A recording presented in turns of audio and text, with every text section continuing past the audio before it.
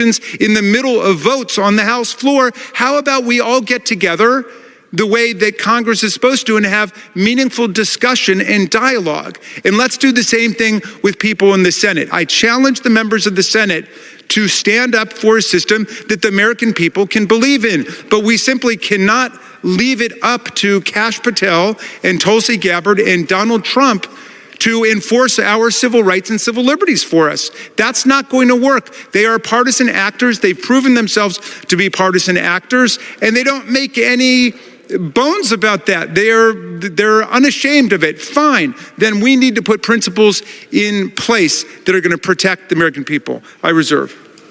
Gentleman reserves. Gentleman from Kentucky is recognized. My friend and colleague on the Judiciary Committee and also on the Rules Committee, Chip Roy, has labored tirelessly to defend the constitutional rights of his constituents in Texas and all Americans. And I would like to yield him 3 minutes. Gentleman is recognized. I thank my friend from Kentucky. It's nice to have the gentleman from Maryland on the pro-warrant side of this conversation this go-round. I would note that there were a significant amount of abuses by the previous president with respect to the amount of focus on the American people using FISA and the abuses therein. I hope we can achieve a bipartisan consensus here on how we reform this, regardless of who's in the White House and regardless of who has control of Congress.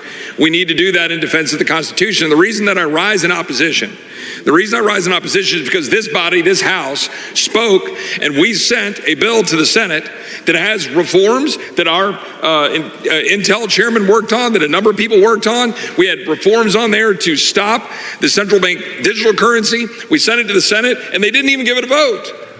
They didn't even put it on the floor for consent. They just said, stuff it, we're going to send you a 45-day extension. By the way, 45 days, which takes it to June 12th, which some of us several weeks ago said, let's do a 60-day extension and let's sit down and work, like the gentleman from Maryland said. That's what we ought to do. We should go to committee. We should have a full-throated debate in committee. We should amend it. We should have a debate about warrants. We should have a debate about protecting the American people from the abuse of power by government. My colleague from Texas, my friend over here, Mr. Cloud, he came into a meeting and he said, the Intel community never walks in, ever, saying, we have all of this power to collect information, oh, we're going to give it back. That never happens. The only way that happens is if we act, is if this body acts, the people's representatives. And the question that I would ask, Mr. Speaker, can we have order?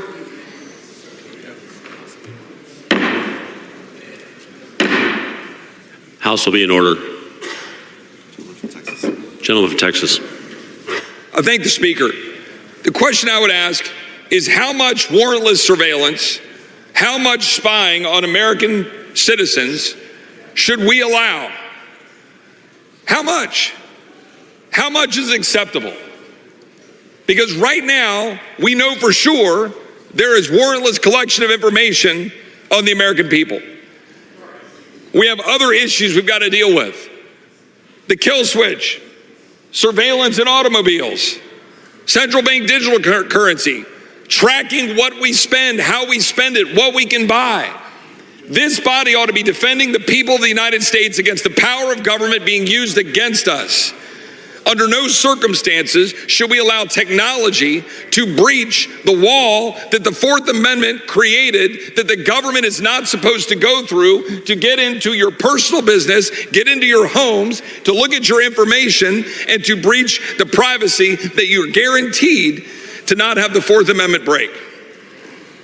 I rise in opposition to this. We should move forward and actually try to get actual debate on this, but I do not accept what the Senate is doing to step over what the House did earlier. The Senate should take up that bill and pass it. I yield back. I reserve. Gentleman reserves.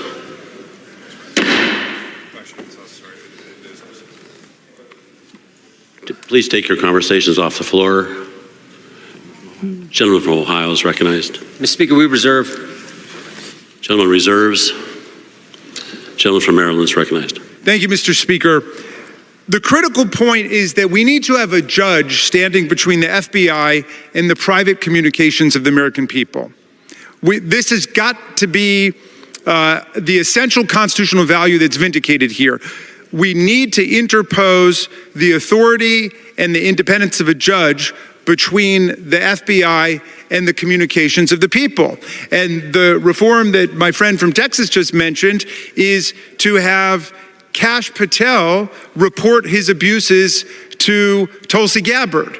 And if you think that's a good substitute for the Fourth Amendment, well, then you can go with what the gentleman was talking about, which was this 3-year extension. We're not willing to go with the 3-year extension. 191 of us voted against it, including a dozen Republicans. So we're willing to give you 40 more days or 45 more days for us to negotiate this thing if the Speaker will actually sit down with us. We want the Speaker to sit down with us, and we want the Senate to take its constitutional responsibilities seriously here, because the privacy rights of the people are too essential, and the privacy rights of the people should not be pitted against the national security interests of the country. So we can make this happen if we're willing to get rid of all of the chaos and the pandemonium that we've seen over the last several days and simply sit down and have a meaningful conversation and write the legislation. I will reserve. Gentleman reserves. Gentleman from Kentucky is recognized. You know, after observing the FBI and other intelligence agencies spy on members of Congress, including members who are in this debate right now, I am at a loss to understand why both Democrats and Republicans are arguing for a clean reauthorization of this program that's clearly been used to overstep the boundaries of the other branch of government. And with that, I would like to yield time to a gentleman who serves on the Finance Committee, who's warned us about the Orwellian dangers and powers of the central bank digital currency. I yield 3 minutes to Warren Davidson from Ohio. Gentleman is recognized. Thank you. The Foreign Intelligence Surveillance Act is a fine tool for foreign intelligence. Unfortunately, it's been abused and corrupted.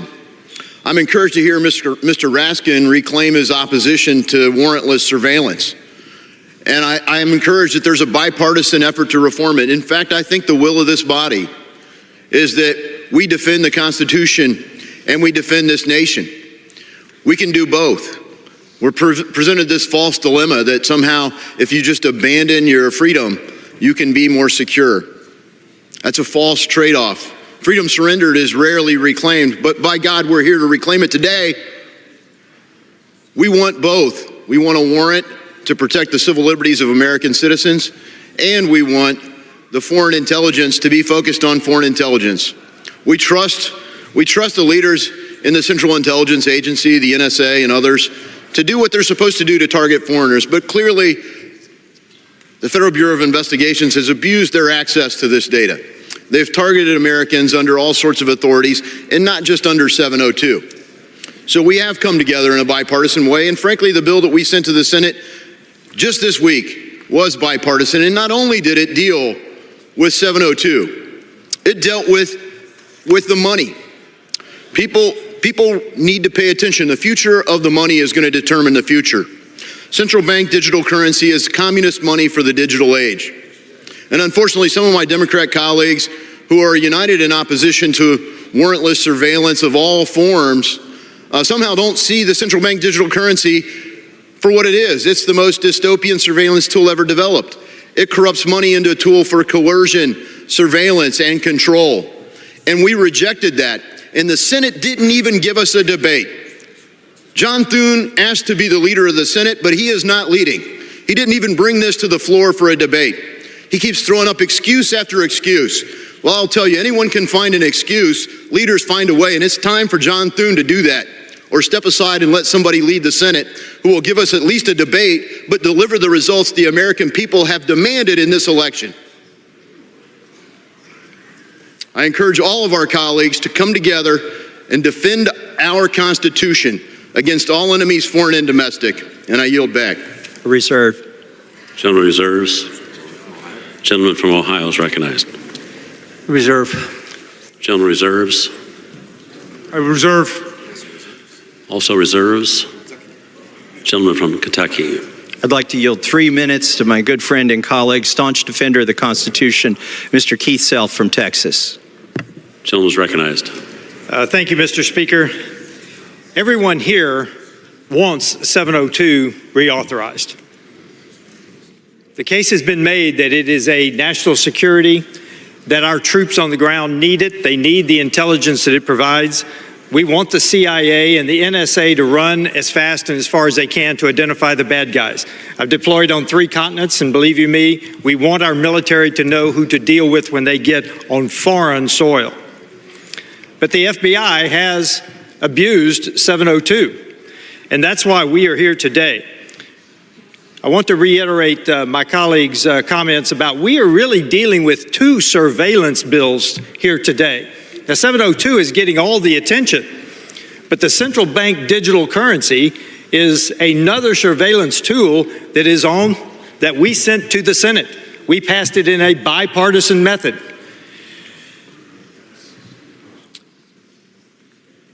Let me explain the two to the people that are listening. The electronic surveillance is 702. Foreign agents on foreign soil. Says nothing about U.S. citizens, U.S. persons on U.S. soil. The central bank digital currency is financial transparency for the federal government. Do you want the federal government telling you that you cannot buy a Ford 350 or anything else that the government thinks that you may not want to buy, that they will not want you to buy? We have 2 bills that we are discussing today. All of the attention is on 702, but do not lose attention.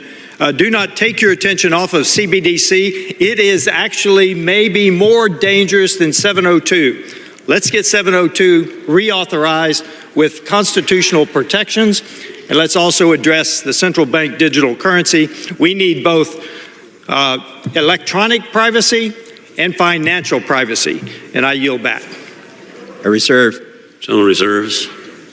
Gentleman from Ohio is recognized. Yeah, we reserve. Gentleman reserves. We reserve. Gentleman from Maryland reserves. Gentleman from Kentucky is recognized. I'm ready to close. Gentleman is recognized. So, what are we opposed to? We're opposed to violating the Constitution. That's what's happening with FISA. It's happening with other provisions of law and court rulings. The third-party doctrine allows the government to go after your phone records without a warrant with a simple subpoena, after your health records, after your bank records. That needs to be reformed. We need to end the mandate on electronic kill switches in cars, the Orwellian technology that would be the judge, the jury, and the executioner shut your car off midstream, mid-drive. If it determines, some AI in your dashboard determines that you shouldn't be driving at that moment, or maybe the government determines that. There's a whole slew of ways that Americans' privacy, Fourth Amendment rights, and other rights are being violated. But chief among them is the FISA 702 program. We should not do a clean reauthorization of this program. So what would happen if you vote no today? Maybe there's some people wondering, how will I vote? Maybe they don't need my vote. Maybe it's going to pass. This has to pass with 2/3 vote. But what would happen if it did fail today? The Senate would go back to work. They're trying to punt. They want to go home, leave town, and leave us with the work of this. And we've done our work. We've done it for years. We've sent them versions of this. And yet they insist on another clean reauthorization. I object to that. And with that, I yield another 3 minutes to my colleague from Texas. Yeah, Mr. Speaker, we have order. The House will be in order. Gentleman is recognized. The reason I asked for the gentleman to yield to me is precisely the response we just heard. You know what really the problem is? People want to get home to fundraisers. People want to get home to dinners. People want to go back to their districts and go on trips. They have Codels. Meanwhile, the American people are wondering what on earth is happening in this town. The gentleman will suspend. House will be in order.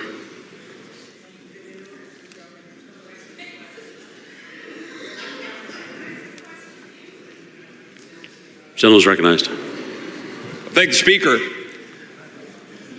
The American people are wondering what on earth is happening when they look at this body and see what we failed to do. We're continuing every single day to drive this entire country into bankruptcy. $40 trillion government spying on the people, failure to stop government spying on the people, kill switches in cars, failure to stop sugar drinks going to children on the SNAP program voted by both sides of the aisle. And we go home and the American people say, what are you doing? Well, here we sit. And the response here is, please let us get on our flights so we can go home.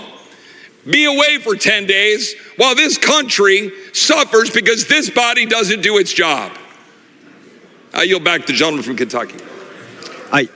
I yield the remaining balance of my time. Gentleman yields. Gentleman from Maryland is recognized. Mr. Speaker, we can reconcile the essential constitutional values of the country with the national security of the country. This 45-day continuation is a mandate. It's a mandate to the Speaker to allow the House to finally come together to develop compromise legislation that guarantees that judges, not Kash Patel, not Tulsi Gabbard, not Donald Trump, will be the ones to ensure our privacy and our civil liberties. Let's use this period to engage in real legislative compromise and negotiation in the interests of the American people. I yield back. Gentleman yields back. Gentleman from Ohio is recognized. Mr. Speaker, I urge a yes vote and yield back. Gentleman yields back. The question is, will the House suspend the rules and pass Senate 4465? Those in favor say aye. Aye. Those opposed, no. In the opinion of the chair, 2/3 being in the affirmative. Mr. Speaker, Gentleman from Kentucky. I demand a recorded vote. Gentleman asks for the yeas and nays. Those favoring a vote by yeas and nays will rise. A sufficient number having risen, the yeas and nays are ordered. Members will record their votes by electronic device. This is a 15-minute vote.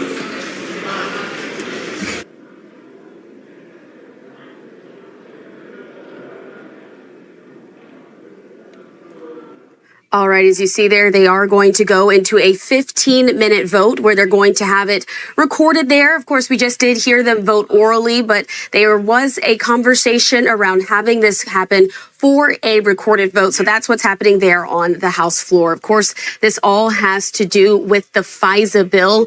In case you're not familiar with what this is a House reauthorization of the nation's spying powers, and it is now instead supposed to move forward on temporary extension of the program. We do know that Senate Majority Leader John Thune, the Republican from South Dakota, did tell Fox News Digital that the upper chamber would extend the divisive section of 702 of the Foreign Intelligence Surveillance Act, also known as FISA, for 45 days as lawmakers continue to work on reforms to the program.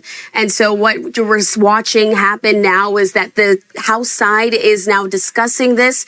We do know that, again, Senator John Thune said this: we'll kick it over there and process it quickly. We'll then kick the can down the road again. And so this maneuver, of course, comes after the House earlier this week passed a 3-year extension to the program with modest reforms that included a ban on central banking digital currencies. This has since been a priority of conservatives there in the lower chamber. But in conclusion of that provision was a non-starter in the Senate, given that it was unrelated to the underlying bill and was already baked into the housing affordability package that was passed by the Senate in March, that the House has yet to move on. And so once again, House Speaker Mike Johnson is having to bring House Republicans back on board to this legislation, which we were just hearing some of that debate. Again, 13 minutes now left in this vote when it pertains to FISA. Once again, if you're not familiar with what that means, that is the Foreign Intelligence Surveillance Act. And so we'll continue to keep you updated with the very latest on how that vote turns out there on the House floor. In the meantime, though, do want to take this moment full that we're watching also happening there on your screens right now and live now from Fox. As you can see, this is presumed to be the arrival of King Charles there at the airport in JBA. He is expecting to depart Maryland fairly soon. Now, this is going to conclude a lengthy 3-day trip that the Royals have had over here on this side of the Atlantic. And so ultimately, we do know that King Charles III and Queen Camilla are finishing up their first state visit, to the U.S. Today, they spent a lot of time in Virginia, which of course is America's original of the 13 colonies. making this trip a part of their marking of America's 250th birthday. They did plan today to experience a lot of Virginia's nature community, including King Charles and Queen Camilla's tour across D.C., New York, as well as the first royal visit. This is, of course, marking that first royal visit here to the U.S. since 2007. This happened when Queen Elizabeth II was hosted by former President George Bush. And so we're continuing to watch as now it does appear that the king and queen are expected to be inside of that helicopter arriving there on the tarmac. And so we've seen different portions and different glimpses of these visits that have been happening. We also have a feed that's showing us what happened just a short time ago while King Charles was in Virginia. I want to put this up on your screen. Now, I want you to take note that this is not a live image, but this is something that happened just a short time ago as the king was visiting different stops within the state. And so this was the expectation that they were sightseeing at a local nature reserve there at Shenandoah National Park before visiting the Royal Front, which is a small historic town in the northern gateway to the Shenandoah Valley, as well as Shenandoah National Park. And so we'll continue to watch as the Royals are arriving there at Joint Base Andrews in Maryland. This is the same place where we often see the president arrive and take off of as well. So we often see images there of Marine One as well as images of Air Force One parked there on the tarmac. Alongside Vice President J.D. Vance, he often takes off from the same airstrip as well. And so as you can see, they are lowering the steps, getting ready to watch and witness the King and Queen Camilla getting ready to leave the United States, concluding this 3-day trip. They've done a lot during this time. They had several visits there within Washington, D.C., also taking time to travel to New York just yesterday. And if you missed it here, as we've been covering some of this here on Live Now from Fox, during the second day of his visit here in the U.S., King Charles did deliver a rare joint address to a session of Congress there on Capitol Hill, marking only the second time that a British monarch has done so. His own mother, though, did speak at the Capitol back in 1991. King Charles, as he is now stepping there off of the helicopter, is now heading towards his plane that's been sitting there on the tarmac. Again, very exciting to see some of these images of the royals as they have been there, alongside so many members there and meeting and greeting with the Americans here, also shaking hands. We've seen the meetings with Congress folks, as well as other folks there in New York City. And so we'll continue to watch here. Let's, in fact, turn up the audio and see what we can hear.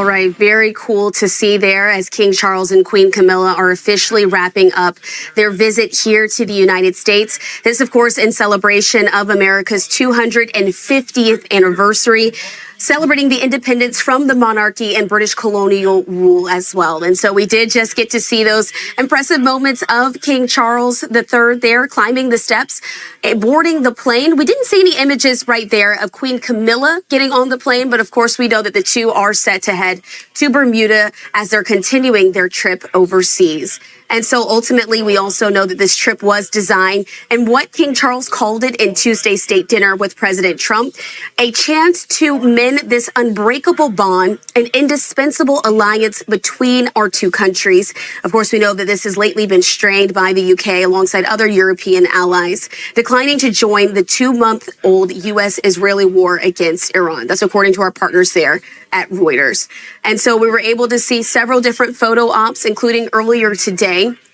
They did spend about 6 minutes inside of the White House, King Charles and Queen Camilla, showing up there to say goodbye. They did, again, leave the White House earlier today in order to spend some additional time in Virginia, also visiting other important places here in the U.S. And so I do want to show you once again a vantage point that we have of a feed that's showing this is not live once again, but it just happened a short time ago. This is showing King Charles on his visit there to Shenandoah National Park in Virginia, alongside some of those rangers and others, getting to see the layout of how all of this happens. And so we wanted to make sure we were able to bring you these moments here on Live Now from Fox. We are going to take this opportunity to slide away for our first 2-minute commercial break of the hour. On the other side, though, much more on today's top stories. Stay right here with us.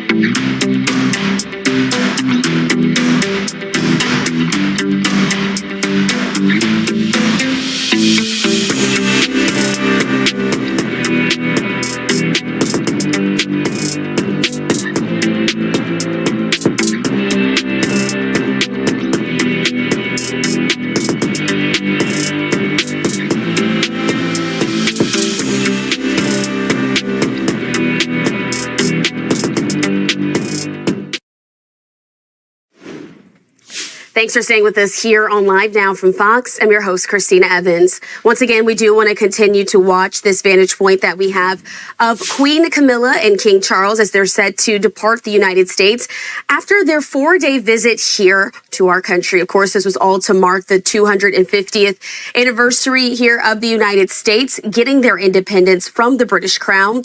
This plane is set to take off in just a few moments. We'll try to keep those images up on the screen as well as we're in other live coverage. In the meantime, though, do want to continue on with our top stories and live events. This one takes us out to New York City, where right now we are hearing from the UN Security Council. Iceland is now at the mic. Let's listen in. Peace and a prosperous future. Members of the Security Council must live up to their fundamental responsibility to maintain peace and security in this region as elsewhere. I thank you. I thank the representative of Iceland for the statement. I now give the floor to the representative of New Zealand.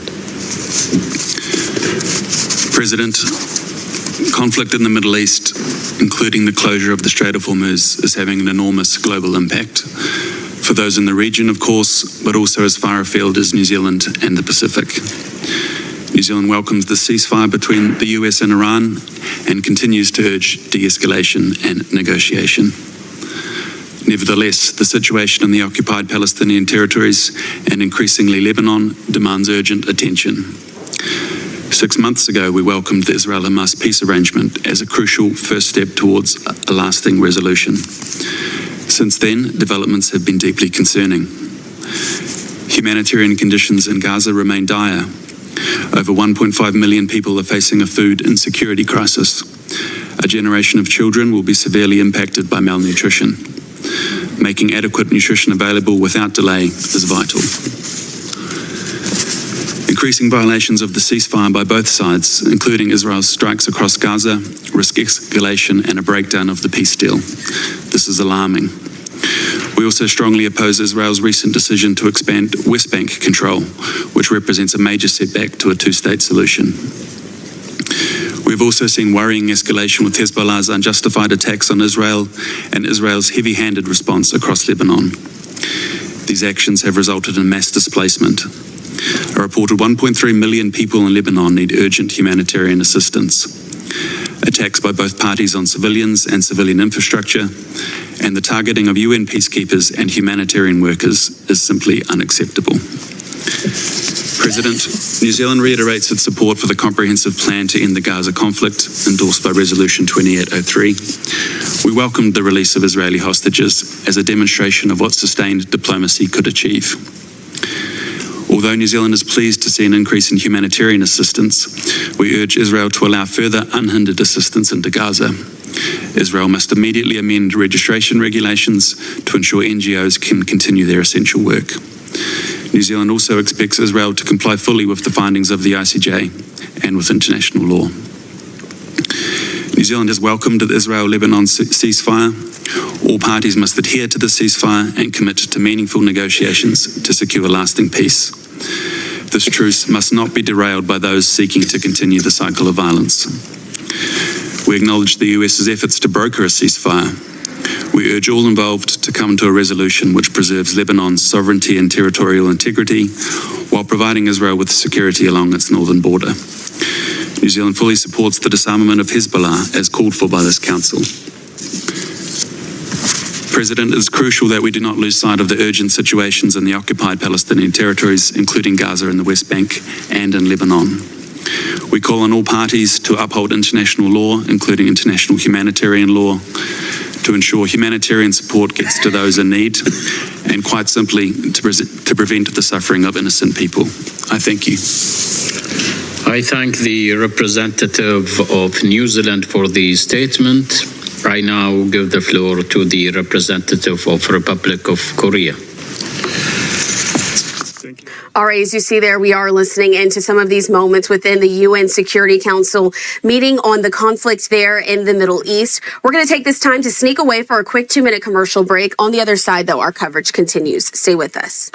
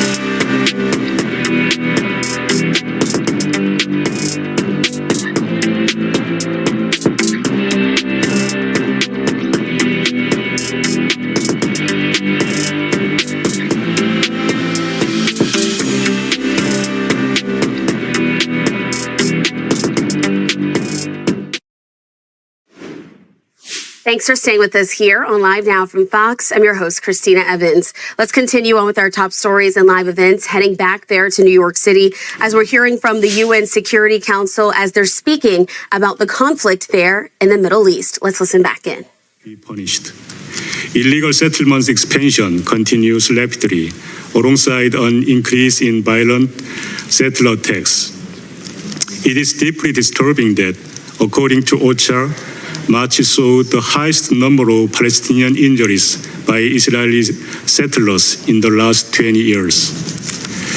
Turning briefly to Lebanon, we welcome the 3-week ceasefire extension, but are serious concerned by continuing attacks on civilians, UNIFIL, aid workers, and journalists. All parties must comply with the Charter and international law and take all measures to protect civilians, peacekeepers, and aid workers. Mr. President, I'd like to conclude by reiterating that the two-state solution is the only viable and universally recognized resolution to the question of Palestine. Yet, to get there, we must not let our focused attention on Gaza slip away. Indeed, we now have a limited window of opportunity to consolidate the ceasefire's hard-won gains. Let's rekindle greater international focus on Gaza to bring peace and dignity for all. I thank you. I thank the representative of Republic of Korea for the statement. أعطي الكلمة الآن لممثل اليمن. I now give the floor to the representative of Yemen. شكرا سيد الرئيس. في البداية أتقدم إليكم أخي العزيز جمال بخالص الشكر على الإدارة المتميزة لأعمال هذا المجلس في هذا الشهر وعلى عقد هذه الجلسة الهامة. The deliberations of the Council this month. I thank you for convening this important meeting as well.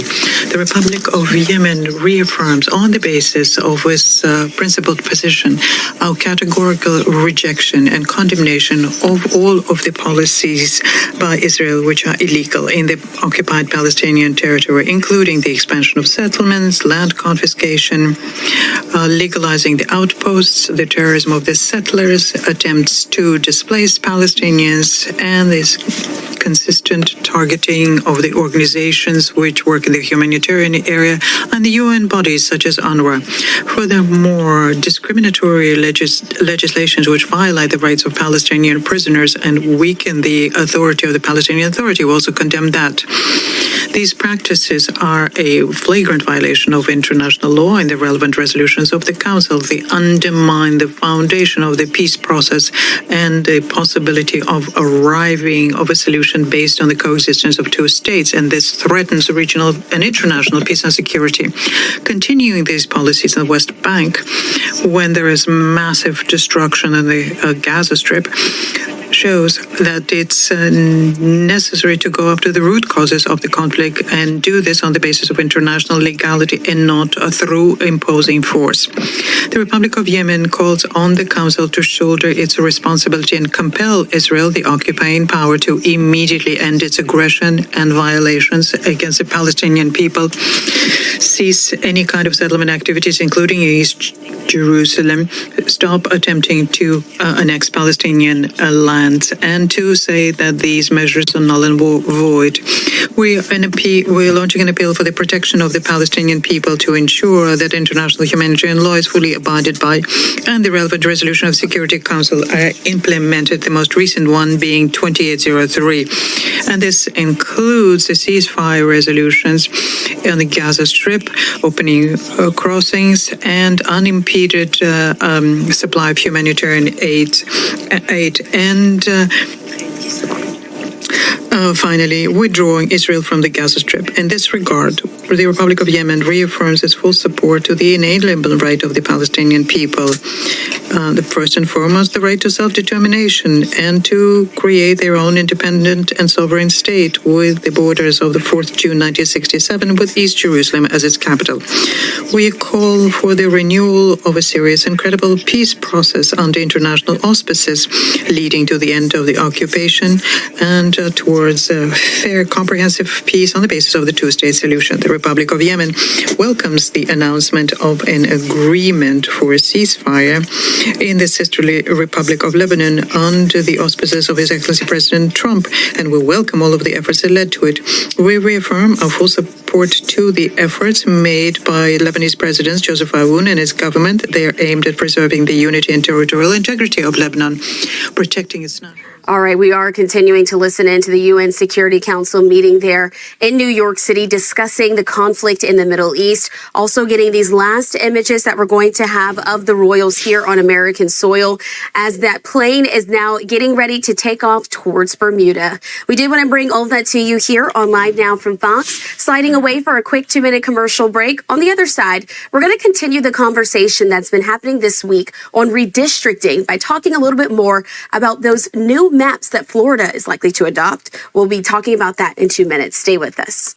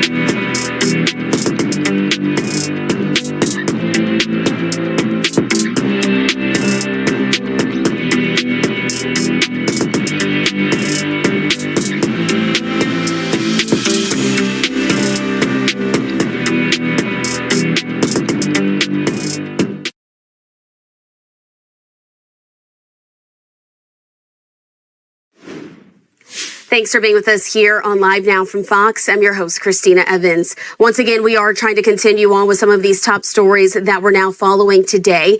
And there's been a lot of conversation all around the nation when it comes to voting. I do want to put up this live vantage point that we have there in Washington, D.C.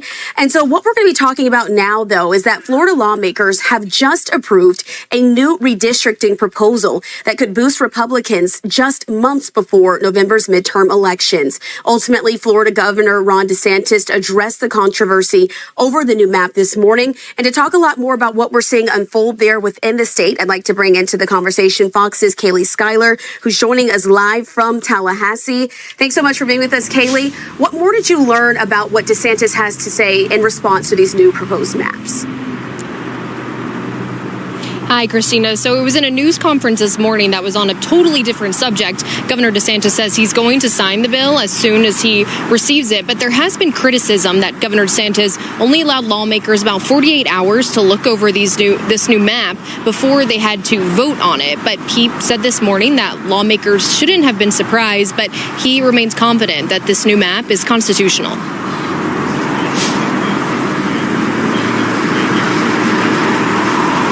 Issues for years on different elements of this. And I said last year that we were going to have to redo this because of the racial gerrymandering that was done in southern Florida. DeSantis drafted the new map that could help the GOP pick up 4 more seats in the state. The new map redraws districts around South Florida, Tampa, and Orlando. Republicans currently hold 20 of Florida's 28 congressional seats. The redistricting changes could bring that number to 24 for the GOP. Yesterday, lawmakers had time to debate the changes, but ultimately the Florida House voted 83-28 in favor of the map. The Senate followed a few hours later with a 21-17 vote. Governor DeSantis says the new map fairly represents the makeup of Florida today, but all Democrats voted against this new map. And there's likely a messy legal battle ahead. Democrats say they already drafted up a lawsuit. They argue the whole process lacked transparency, is politically motivated, and violates state law. That you are destroying democracy with this vote. The people of Florida deserve better. Not one of our constituents asked for this, not one. Shame on this House today. Florida is one of several states that have drawn new congressional maps ahead of midterms, and he said today that the Supreme Court ruling on Louisiana confirms to him that Florida needed these new congressional lines. Christina. All right, it certainly is an interesting situation to continue to follow. Thanks so much to Fox's Kaylee Schuyler, who's there in Tallahassee to bring us the very latest. Thanks so much, Kaylee. All right, want to make sure we're able to bring that to you here on Live Now from Fox. We're going to continue to follow this from all angles, not only focusing there on some of those congressional maps that we're seeing change in Florida likely, but also all around the United States. So what we're going to do now is take you out to this live vantage point that we have there on Capitol Hill. We're going to slide away for our final 2-minute commercial break of the hour. On the other side, we'll continue on with our top stories. Stay with us.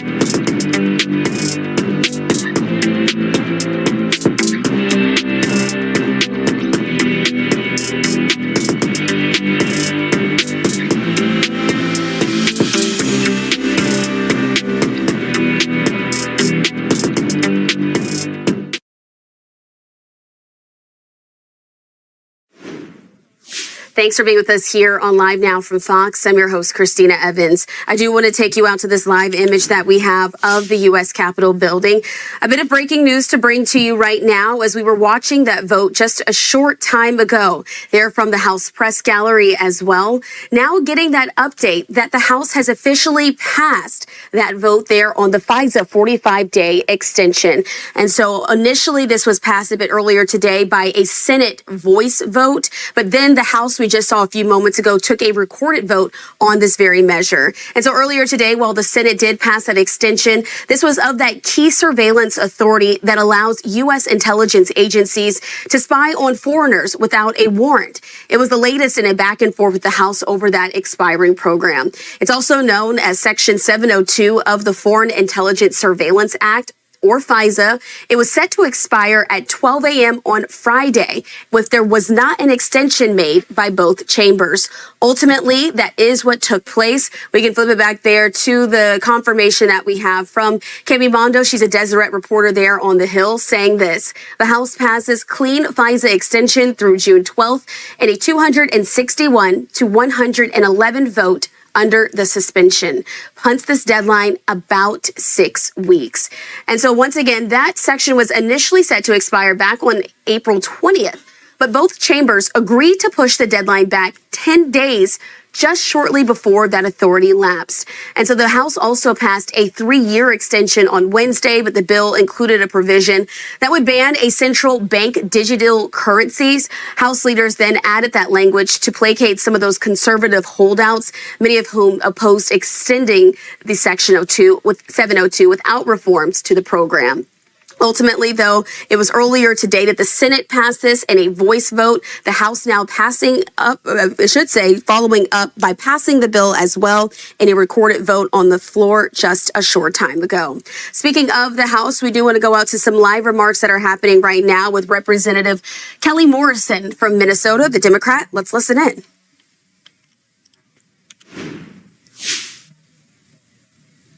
Without objection, the gentleman is recognized for 1 minute. Mr. Speaker, I rise to celebrate the biggest high school sports achievement in the history of Cumberland County, Kentucky. Congratulations to the Cumberland County Lady Panther softball team on their recent victory in the 2026 All-A Classic State Championship. The Lady Panther victory marks the very first state championship won by any sports team in the history of Cumberland County High School. Cumberland County is one of Kentucky's most rural counties with a population of just over 6,000 residents. Cumberland Countyans were so proud of their softball team, they lined the streets of Burkesville, Kentucky for a massive parade honoring their hometown heroes. Congratulations again to the state champion Cumberland County Lady Panther softball team. I yield back. For what purpose does the gentleman from California seek recognition? The House for 1 minute. Without objection, the gentleman is recognized for 1 minute. Mr. Speaker, yesterday Secretary Hegseth couldn't answer my question about how much the war in Iran is costing the American people, so I'm going to answer it for him. The answer is $631 billion, $5,000 per American household. That's how much it's costing because of the increase in the price of food, the price of gas, the price of electricity. We need to end this war now and help the American people reduce costs. Thank you, Mr. Speaker. For what purpose does the gentleman from California seek recognition? Speaker, asking unanimous consent to address the House for 1 minute to revise and extend my remarks. Without objection, the gentleman is recognized for 1 minute. All right, so we did want to just listen to a bit of the business that's now happening there on the House floor as different representatives are taking the time, usually just for about a minute or so, now closing out what's happening there and making their different remarks. And so we wanted to bring that to you here on Live Now from Fox. This, of course, all happening in the wake of those House lawmakers signing and passing that 45-day extension of FISA. In the meantime, though, let's continue on with our top stories, taking you back out there to New York City as we've been listening in to the UN Security Council as they're meeting there on the conflict in the Middle East. Let's listen back in. Safe, rapid, and unhindered humanitarian access to all those in need. The delivery of life-saving assistance must never be politicized or obstructed. Timor-Leste continues to support a just, lasting, and comprehensive peace in the Middle East, consistent with the relevant United Nations resolutions and internationally agreed parameters. Central to this objective is the realization of a credible political process that meaningfully addresses the legitimate aspirations, rights, and security concerns of all parties. Only through dialogue, anchored in mutual recognition and respect can sustainable peace be achieved. In this context, we commend Pakistan's efforts to facilitate dialogue and host peace initiatives to de-escalate tensions. Such mediation efforts are essential in creating space for diplomacy and confidence building, particularly in times of heightened volatility. Constructive engagement by member states remains indispensable in advancing pathways toward peace. Mr. President, Timor-Leste is equally concerned by the broader regional and global implications of continued instability in the Middle East. Escalation risks further undermine international peace and security, exacerbate humanitarian needs, and divert critical attention and resources from sustainable development efforts worldwide. In an interconnected world, the consequences of prolonged conflict extends far beyond regional boundaries. In light of these challenges, we call upon all parties to, first, exercise maximum restraint, second, refrain from actions that could further inflame tensions, and third, re-engage in meaningful, good faith dialogue and diplomacy. The international community, including the Security Council, bears the collective responsibility to support de-escalation efforts and to foster conditions conducive to the credible and inclusive political process. Silence or inaction in the face of escalating conflict risks eroding the very foundations of the multilateral system. Mr. President, as a nation that has emerged from the shadow of conflict through perseverance, dialogue, and reconciliation, Timor-Leste speaks with the conviction that peace is not only possible but achievable. Our own experience affirms that even the most entrenched conflict can give way to hope when dialogue is prioritized, trust is rebuilt, and international solidarity is sustained. We therefore urge all stakeholders to place peace above division, humanity above hostility, and cooperation above confrontation. The people of the Middle East deserve no less than a future defined by dignity, stability, and lasting peace. I thank you. I thank the representative of Timor-Leste for the statement. I now give the floor to the representative of Thailand. Thank you, Mr. President. Thailand commends your leadership once again in convening this open debate. Like many other countries, Thailand follows with deep concern the developments in the Middle East, including in Gaza and other areas of the occupied Palestinian territory. We stand ready to support all efforts to translate our collective resolve into meaningful progress with a view to achieving a just, lasting, and comprehensive peace in accordance with international law and relevant UN resolutions. Mr. President, the situation in the Middle East continues to deteriorate at an alarming rate. The humanitarian catastrophe in Gaza has reached a breaking point.